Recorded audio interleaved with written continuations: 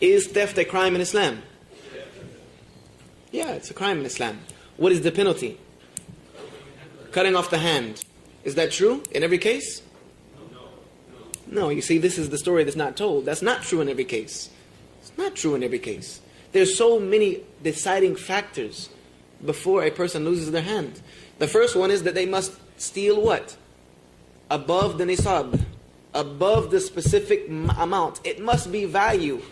You can't steal a pack of gum or a pair of tennis shoes. Well, I don't know. There's some tennis shoes today that will probably reach above the nisab. But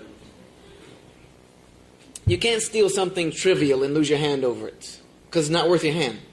It must be above the nisab. Also, there must be some forethought behind it. It must be a crime of premeditation or a crime that has some criminal element behind it. For instance, if I leave my watch on a table and someone comes and picks it up, is that stealing? Yes, but will they lose their hand for it?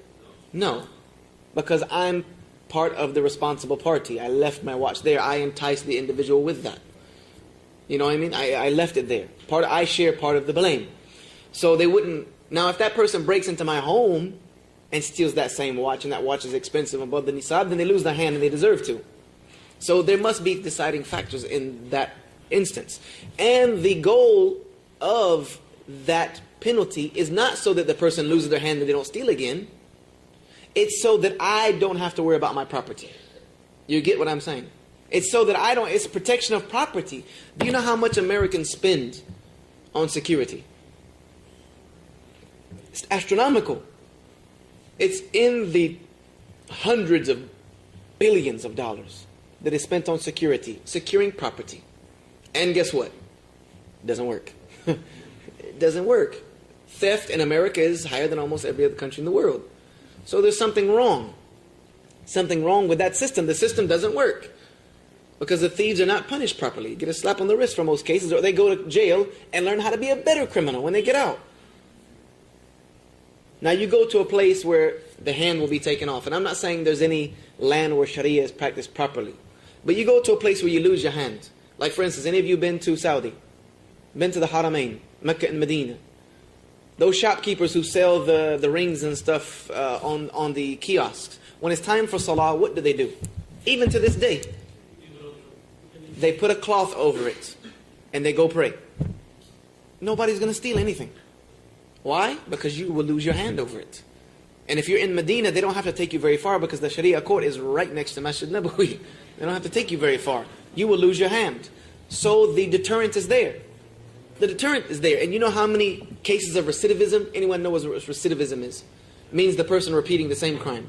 Do you know what the cases of recidivism, statistics of percentage of recidivism is for theft in a country where they will lose your hand for it?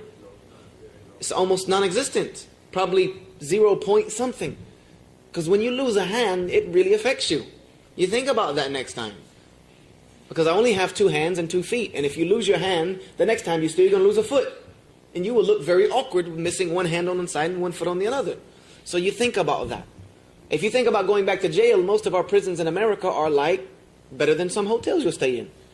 I've stayed in hotels that are worse than most of our prisons. Some people will commit a crime just to get off the streets. I would rather take the chance of robbing this bank and getting away with it than sleep in that cardboard box behind the 7-Eleven every day. At least if I get arrested, I'm going to go to a federal penitentiary, which is better than most hotels in America. So our justice system is broken. So when someone wants to criticize the Islamic justice system, then there is a bunch of fingers pointing back at them. But this won't be told, because whose responsibility is it to tell the story? It's our responsibility. It's not Peter King's responsibility. It's not any congressman or senator or congresswoman's responsibility. It's our job. But we don't know it. We don't understand it. Therefore, we cannot give da'wah properly. Okay.